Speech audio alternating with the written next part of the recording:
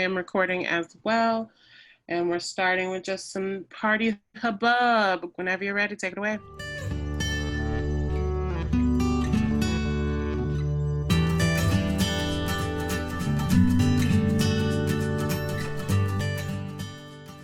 Hi, my name is Dorothy Milne.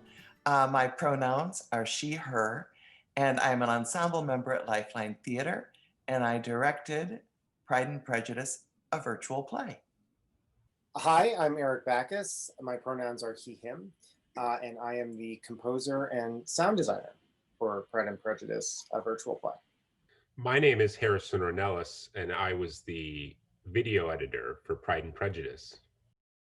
Since the premiere, we've gotten a lot of questions about how we made Pride and Prejudice. So we have assembled the team and to talk about the process. And as we get ready to re-release the play beginning November 12th.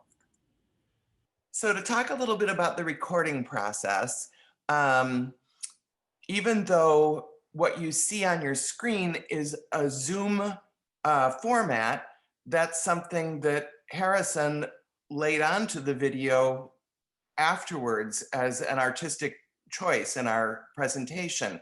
We did communicate with each other through the Zoom screen. We had a Zoom meeting, and that's how I'd talk to the actors and they would see each other in the scene. But the actual recordings were the actors self-recording themselves on their QuickTime app on their computers while they were in a Zoom meeting with the rest of us. And this allowed us to have really high quality audio and video rather than the warping, garbling that sometimes happens across the internet when you're actually in Zoom. Dorothy and I talked about this and what it would sort of mean and what the storytelling behind it would be. But getting the raw cuts from Harrison and seeing those boxes snap in and out and do all sorts of box choreography, instantly at the end of every music cue became a punch, or like a sort of like a staccato note. And in that sense, it was just really kind of fun to receive that and be like, okay, well, I'm going to play too. It was a very strange experience for theater artists because we're used to a lengthy rehearsal process where you work on a scene and then everybody goes home and does work on their own and then you come back together and you see what works and what doesn't, and you try something new, and it develops over time. So by the time you're in front of an audience, you have really built something together. In our case, because we were hustling to get this get something out, it was filmed with very little rehearsal.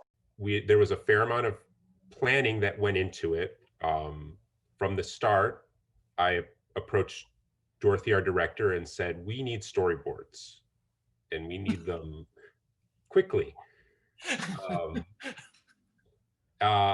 So Dorothy drew out scene by scene where characters would live on screen.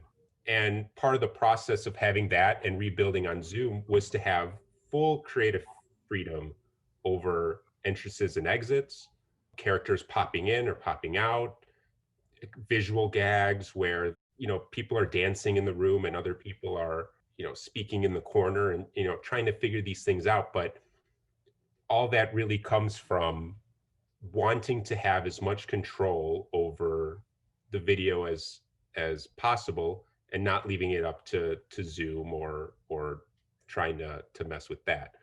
So again, that process afforded us unlimited creative possibilities. I said to everyone, if you have a crazy idea, send it out. It's easier to figure a crazy idea out than to try and work backwards and say, we know we can do this. How do we do that? An example of that, when our main characters finally profess their love to each other, and I got a note from Dorothy after reviewing an early cut, it would be great if we had some sort of visual fireworks or something that goes off to just kind of ham up the scene a little bit. And that sparked in my mind, and I was like, oh, fireworks. We're not using Zoom. We have full creative visual editing possibilities. I'll bring in some fireworks. Let's try it out. I manipulated the video a little bit to kind of push in on their faces. And once we got some sound design in with a little music, it just put a little cherry on top. And it was one of the few places where we did break away from that. And we had overwhelming response to that, actually. A lot of audience members pointed out that scene as one of their favorites, just for that little extra visual kick. That's rewarding, and that's kind of the whole reason we did all this runaround and not just record a Zoom reading.